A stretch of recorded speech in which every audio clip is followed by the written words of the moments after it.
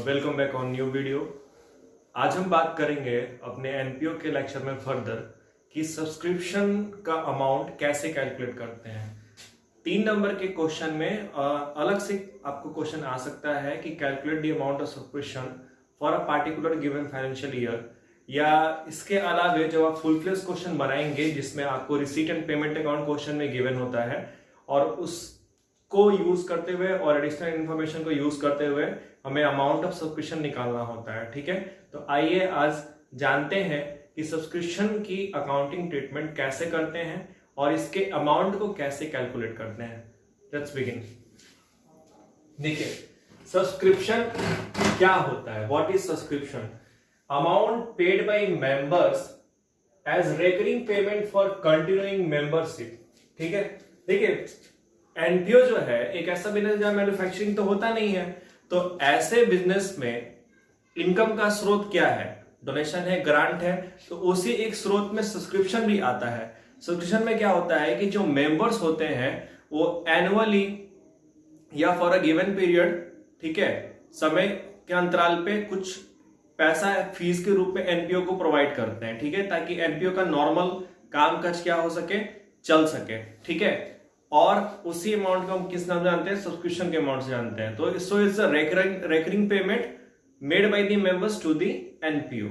Okay, तो so चूंकि ये रेकरिंग पेमेंट है और इस रिसिप्ट के चलते कोई लायबिलिटी तो क्रिएट हो नहीं रही है, ना ही कोई एसेट क्या होता है, डिक्रीज होता है, तो इसको हम लोग कहां प्रेजेंट करेंगे? इसको प्रेजेंट करेंगे इनकम एंड एक्सपेंडिचर अकाउंट के इनकम साइड।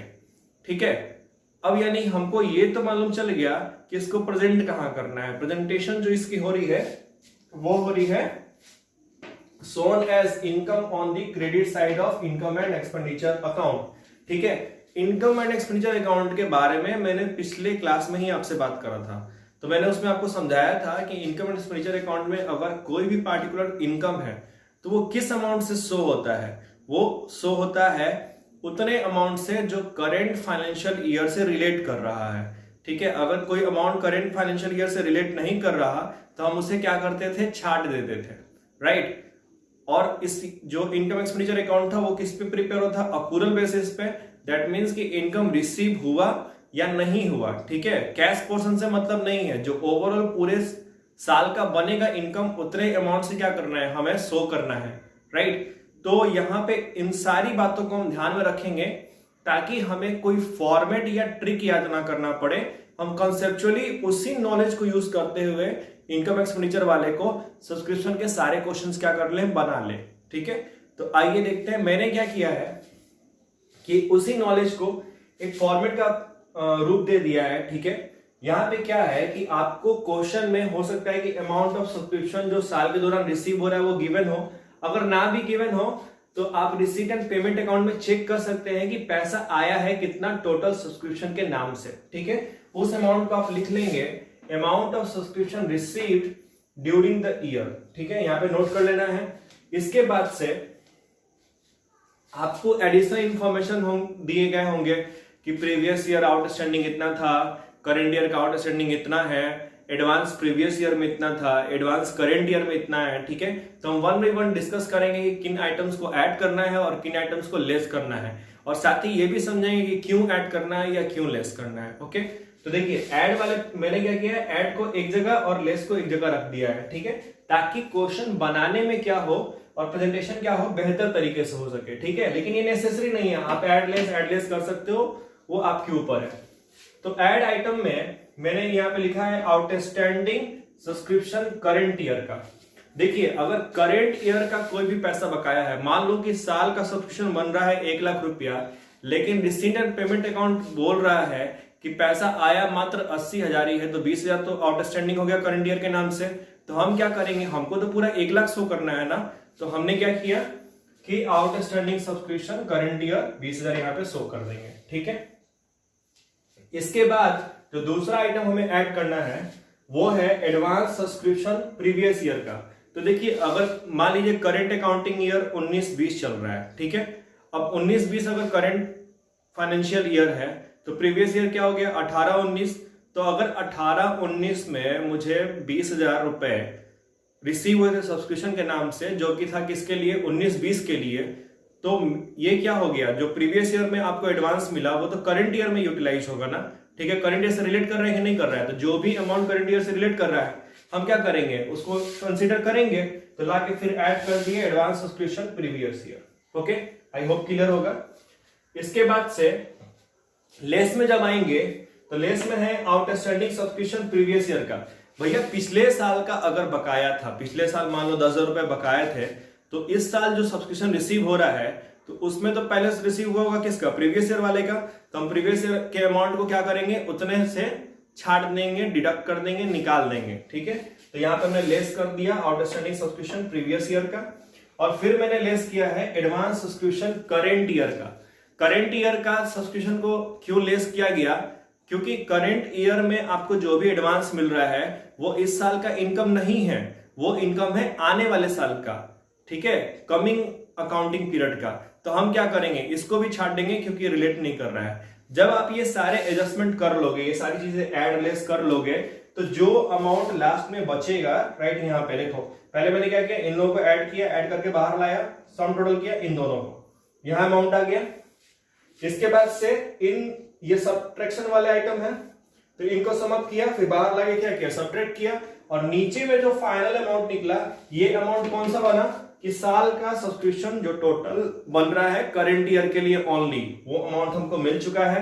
और इसी अमाउंट को हम शो कर देंगे कहां पे, इनकम एंड एक्सपेंडिचर अकाउंट के इनकम साइड। आई होप आप लोगों को ये चीज समझ में आ गया होगा। अब हम सब्सक्रिप्शन से ही जुड़े कुछ वेरियस आइटम्स के प्रेजेंटेशन के बारे में बात कर लेते हैं कि इन आइटम्स को जब आप फुल फ्लेज क्वेश्चन बनाएंगे, जहां पे आपको बैलेंस शीट भी बनाना होगा और इनकम एंड एक्सपेंडिचर अकाउंट भी बनाना होगा, तो एडिशनल इंफॉर्मेशन में दिए गए पार्टिकुलर आइटम्स का प्रेजेंटेशन कहां होगा, किसको कहां पे क्या करेंगे, प्रेजेंट करेंगे। तो देखिए, अगर आउटस्टैंडिंग सब्सक्रिप्शन गिवन है तो प्रीवियस ईयर का जो आउटस्टैंडिंग सब्सक्रिप्शन होगा वो ओपनिंग बैलेंस शीट जब आप बनाएंगे उसके एसेट साइड क्या करेंगे, प्रेजेंट करेंगे। और जो करेंट ईयर का आउटस्टैंडिंग सब्सक्रिप्शन का अमाउंट होगा वो आप क्या करेंगे कि जब क्लोजिंग बैलेंस शीट बना रहे होंगे, ठीक है, तो उसके एसेट साइड क्या करेंगे, प्रेजेंट करेंगे। क्योंकि आउटस्टैंडिंग सब्सक्रिप्शन क्या है, एक आपका बकाया इनकम है, और अगर इनकम बकाया होता है तो हमारे लिए क्या होता है, वो एसेट होता है, अक्रूड इनकम है, ठीक है।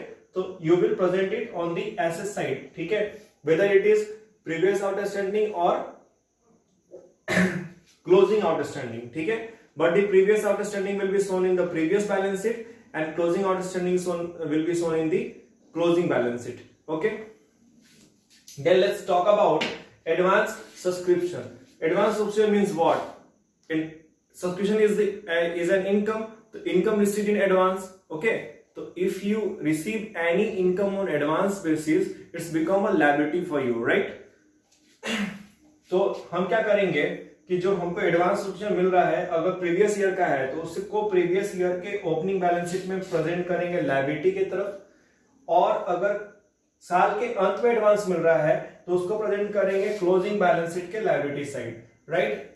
तो इन पार्टिकुलर आइटम का जो प्रेजेंटेशन है वो इस तरीके से होगा जब फुल फ्लेज क्वेश्चन हम क्या करेंगे, सॉल्व करेंगे, ठीक है। इसके बाद हम कुछ प्रैक्टिकल एग्जांपल्स को लेते हुए समझने की कोशिश करेंगे कि कैसे प्रिपेयर करना है, ठीक है। आइए देखिए, आप सभी के सामने एक क्वेश्चन आ चुका है जिसे हम अभी प्रैक्टिकली करेंगे ताकि हम समझ सकें कि क्वेश्चन को सॉल्व किस तरीके से करना है और प्रेजेंट कैसे करना है, ठीक है। तो देखिए, मैंने इमेजिनरी फिगर्स लिए हैं कि सब्सक्रिप्शन जो रिसीव हुआ है during the year, imaginary year मान लिया है 1920, मतलब 1920 के दौरान जो सब्सक्रिप्शन रिसीव हुआ है वो हुआ है 1,50,000 का, 1,50,000, ठीक है। और जो आउटस्टैंडिंग सब्सक्रिप्शन का डेटा गिवन है तो प्रीवियस ईयर में आउटस्टैंडिंग था 20,000 का, और करंट ईयर का जो आउटस्टैंडिंग है वो कितने का है, 10,000 का है, ठीक है। इसी तरीके से एडवांस सब्सक्रिप्शन जो गिवन है पिछले साल का वो था 30,000 का, और जो करंट ईयर का एडवांस है वो है कितना, 50,000 है, ठीक है। तो हम इस क्वेश्चन को अभी यहीं पे सॉल्व करेंगे ताकि आप लोग भी सीख लें कि प्रोसीजर क्या फॉलो करना है क्वेश्चन करने के लिए, ओके। ठीक है, तो सबसे पहले हम लिख लेंगे subscription received during the year. तो साल के दौरान पैसा कितना मिला, 1,50,000, ठीक है। फिर मैंने बोला था ऐड को एक जगह और लेस को एक जगह, ठीक है। तो आउटस्टैंडिंग अब ले लेंगे ऐड में, कौन सा, करंट ईयर का। करंट ईयर का आउटस्टैंडिंग कितना है, 10,000 है, ठीक है। तो आउटस्टैंडिंग करंट ईयर अमाउंट है 10,000, ठीक है। और ऐड आइटम में आपको क्या लेना है, एडवांस जो प्रीवियस ईयर का है ये भी ऐड हो जाएगा। तो एडवांस प्रीवियस ईयर, ठीक है। प्रीवियस ईयर का एडवांस कितना था, 30,000 था। सम अप किया हमने, 30 और 10 कितना हो गया, 40, 40 को भेज देंगे बाहर, ठीक है। और ये टोटल कितना हो गया, 150 और 40 190, 1,90,000, ठीक है। अब लेस में आएंगे तो आउटस्टैंडिंग जो प्रीवियस ईयर का है इसको माइनस कर देंगे हम लोग, ठीक है। तो प्रीवियस ईयर का आउटस्टैंडिंग कितना था आपको, प्रीवियस ईयर का आउटस्टैंडिंग अमाउंट है 20,000, ठीक है। तो ठीक है, लेस करते हैं 20,000। और जो एडवांस है करंट ईयर का ये भी लेस हो जाएगा क्योंकि अकाउंटिंग पीरियड से रिलेट नहीं कर रहा है, तो ठीक है। Advance current year, current year का एडवांस कितना है, 50,000, ठीक है। टोटल कितना हो गया, तो 50 और 20 70, तो 70,000 यहां माइनस कर देंगे। फाइनल अमाउंट जो निकल के आ रहा है 190 और माइनस 70,000, तो 1,20,000, यानी 1,20,000 ही वो अमाउंट है जो सब्सक्रिप्शन के नाम से टोटल क्या हुआ है, रिसीव हुआ है, ठीक है। तो नीचे लिख देंगे कि amount to be shown on income and expenditure account. और इनकम एक्सपेंडिचर अकाउंट जब आप बनाएंगे तो वहां पे इनकम साइड क्या करेंगे, सब्सक्रिप्शन के नाम से शो करेंगे कितना, 1,20,000। इसी अकाउंटिंग प्रोसीजर को आपको क्या करना है, फॉलो करना है सब्सक्रिप्शन के क्वेश्चन को करते समय। तो देखिए सब्सक्रिप्शन के क्वेश्चन को लेके बहुत ज्यादा कंफ्यूजन रहता है स्टूडेंट को। बहुत से क्वेश्चंस में क्या होता है कि एक दो पॉइंट थोड़े से डिफरेंट आ जाते हैं और वो उसको देख के घबरा जाते हैं। तो आपको घबराना बिल्कुल नहीं है, आप सिर्फ ध्यान दो इस बात पे कि क्या वो जो गिवन अमाउंट है वो करंट ईयर से रिलेट कर रहा है या नहीं कर रहा है। नहीं कर रहा है छाट दीजिए, कर रहा है इंक्लूड कर लीजिए। आप बस ये फंडा लेकर के क्वेश्चन बनाओ, मेरा आपको एश्योरेंस है कि आपका एक सिंगल क्वेश्चन भी नहीं छूटेगा सब्सक्रिप्शन का, आप सारे क्वेश्चन को सॉल्व कर लेंगे, ठीक है। Even after if you have any doubt तो आप हमारे व्हाट्सएप नंबर पे मैसेज करके या कॉल करके पूछ सकते हैं, ठीक है। Thank you.